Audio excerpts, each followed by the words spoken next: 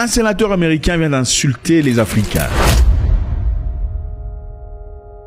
C'est choquant, c'est bouleversant. Je ne sais pas si je dois me fâcher ou je dois rire. Parce que ce genre d'histoire, je pensais pas voir ça de mes yeux de toute ma vie. C'est vrai, on a entendu beaucoup d'histoires dans le passé, combien on ne respecte pas. Mais je n'avais jamais pensé pouvoir de mes propres yeux et mes propres oreilles entendre ce genre d'histoire parler. C'est incroyable. En fait, il est en train de parler d'une histoire sur le Niger. Vous savez, les Américains viennent de quitter le Niger après que le Niger eut demandé leur départ. Lui dit qu'il n'a jamais fallu que les États-Unis quittent le Niger. Il fallait rester de force. En effet, il fallait envoyer le C-130.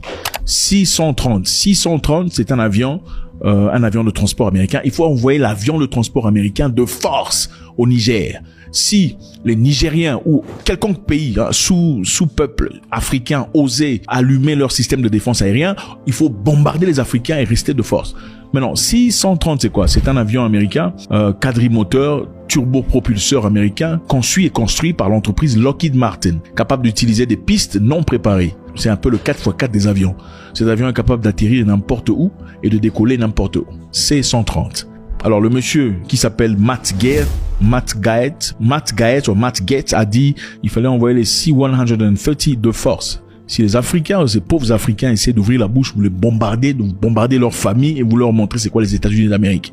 Suivez. Mr. Speaker, I rise to warn this body of the deteriorating conditions in the African country of Niger and to give rise to the concern of service members and contractors. More than 1,000 of them right now are functionally being held hostage in Niger. They are being used as pawns during a negotiation that has left America at the bended knee of third world criminals and thugs as our troops seek medicine and fresh water and troop rotations.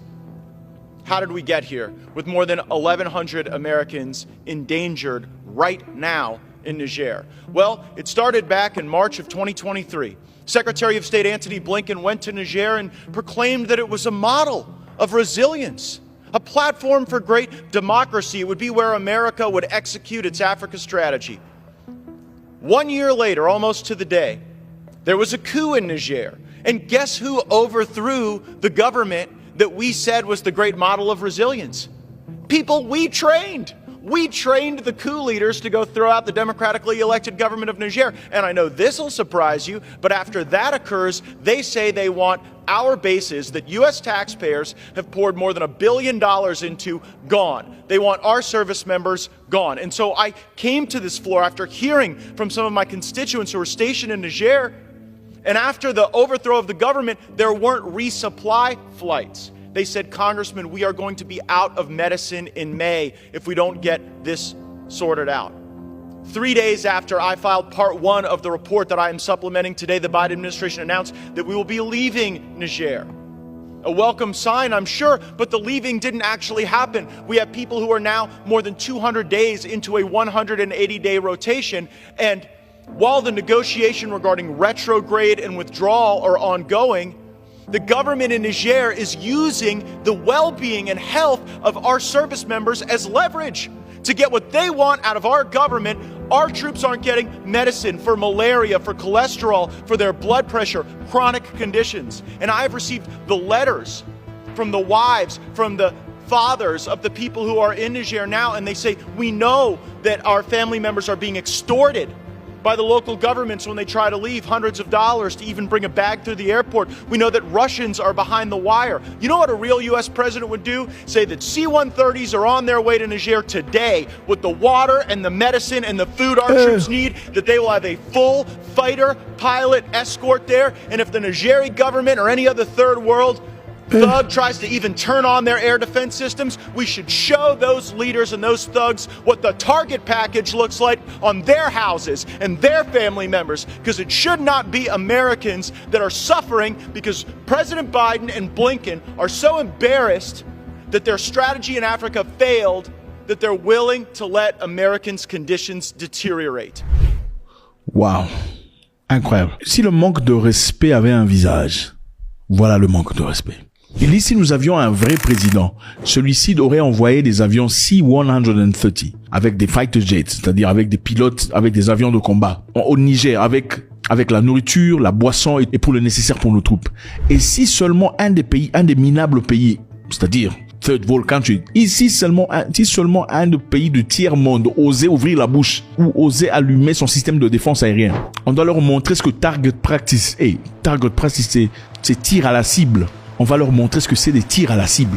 Donc détruire leur maison, leur famille, c'est pas moi qui le dis, c'est lui qui le dit. Détruire leur maison, leur famille et leur montrer ce qu'est les États-Unis d'Amérique.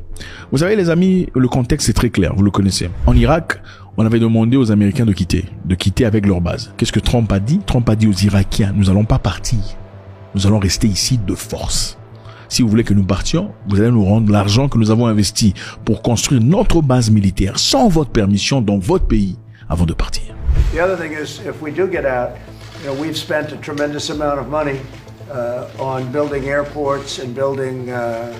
It's one of the largest embassies we have in the world, Mike, and we want to be reimbursed for the various costs that we have had, and they're very significant. Nous avons dépensé des milliards de dollars pour construire une base militaire sans votre autorisation dans votre pays, mais pour que nous partions, il faudrait nous rembourser cet argent. En d'autres termes, ce monsieur, ce congressman ou ce sénateur voulait exactement que les Américains fassent de même. Puisqu'ils ont quitté, comme vous le savez, ils ont quitté le Niger sans faire du bruit, contrairement à ce qui s'est passé en Irak.